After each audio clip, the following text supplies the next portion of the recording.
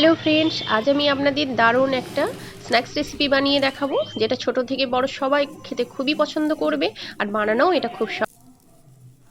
চলুন তাহলে আমি দেখিয়ে দিই এই রেসিপিটা আমি কিভাবে বানালাম। আর যারা আমার চ্যানেলটা প্রথম থেকে দেখছেন বা পাশে আছেন তাদেরকে অসংখ্য ধন্যবাদ। আর যারা আমার চ্যানেলে নতুন এসেছেন তারা অবশ্যই সাবস্ক্রাইব করে ফলো করে পাশে থাকবেন। চলুন তাহলে আমি রেসিপিটা শুরু করি। আশা করি আপনাদের ভালো লাগবে। পুরো ভিডিওটা দেখার জন্য অনুরোধ রইল। চলুন তাহলে শুরু করি। এখানে একটা পাত্র নিয়েছি, এখানে নিয়ে নেব এক বাটি চিড়ে।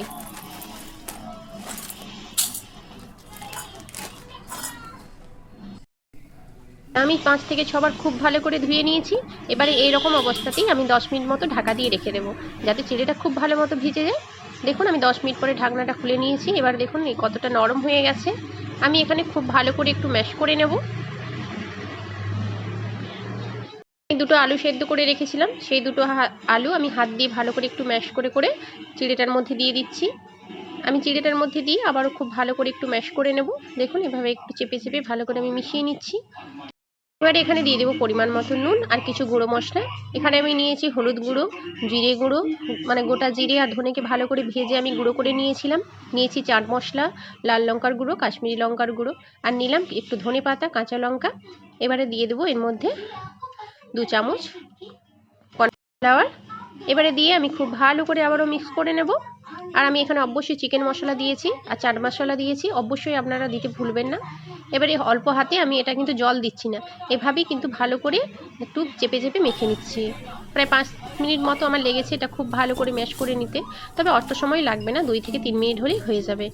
তো এবারে দেখুন আমার মাখাটা কিন্তু খুব ভালো করে হয়ে গেছে। এই যে দেখুন আমি মেখে নিয়েছি। এবার এই মাখাটা থেকে অল্প অল্প করে একটু আমি চিড়েটা নিয়ে চিড়ের ডোটা থেকে একটু করে নিয়ে নিচ্ছি। এই যে দেখুন নিয়ে এবার হাতের মধ্যে চেপে চেপে একটা লেচি বানিয়ে নেব।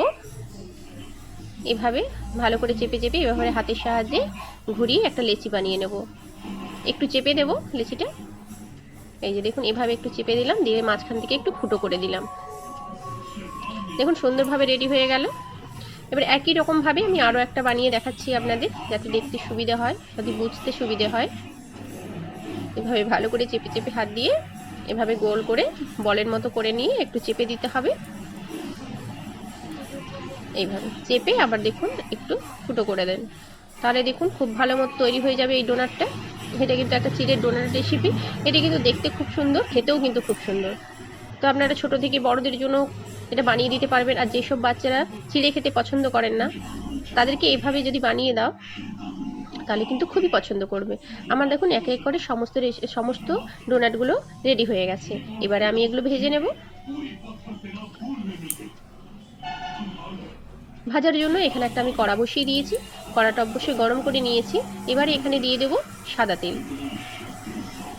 আমি সাদা তেলটা দিয়ে গরম করে নেব। দেখুন তেলটা আমার গরম হয়ে গেছে।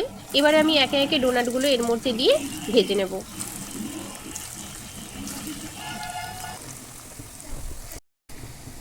ডোনাটগুলো দিয়ে আমি এবারে দেখুন একটু উল্টে দিচ্ছি। এগুলো কিন্তু একটু উল্টে পাল্টে করে ভেজে নিতে হবে। 2 থেকে 3 মিনিট লাগবে হয়তো সময়টা, খুব বেশি সময় লাগবে না। তবে ভালো করে একটু ভেজে নিতে হবে, কারণ যেহেতু সব উপকরণগুলি কাঁচা ছিল, তাই ভালো করে একটু ভেজে নিচ্ছি। 2 পিঠ খুব ভালো করে ভেজে নেব।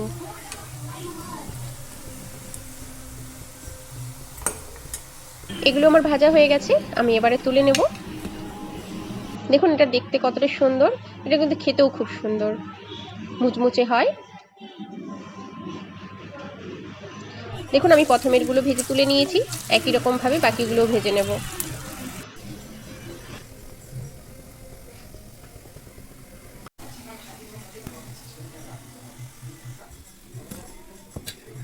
দেখুন আমার সমস্তগুলো ভাজা হয়ে গেছে। এবারে আমি আপনাদেরকে দেখাচ্ছি এটা ঠিক কতটা মুচমুচে হয়েছে। এই যে দেখুন টিপলে আওয়াজটা পাচ্ছেন। এই যে দেখুন খুব মুচমুচে হয়। এটা কিন্তু একটু ভালো করে ভেজে নিতে হবে। এবারে উপর থেকে আমি একটু বিট নুন ছড়িয়ে দেব। বিট নুন দিলে কিন্তু এটা খেতে খুব টেস্টি হয়।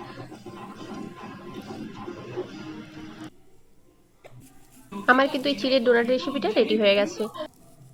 এই ভিডিওটা প্রথম থেকে শেষ অবধি দেখার জন্য অসংখ্য ধন্যবাদ। আর আমার রেসিপিটা আপনাদের কেমন লাগলো অবশ্যই কমেন্ট করে জানাতে ভুলবেন না। আর যদি ভালো লাগে প্লিজ একটা লাইক করে দেবেন আর বন্ধুদের সাথে শেয়ার করে দেবেন। আর অবশ্যই সাবস্ক্রাইব করে রাখবেন আর ফলো করে দেবেন। সবাই ভালো থাকবেন, সুস্থ থাকবেন। নমস্কার।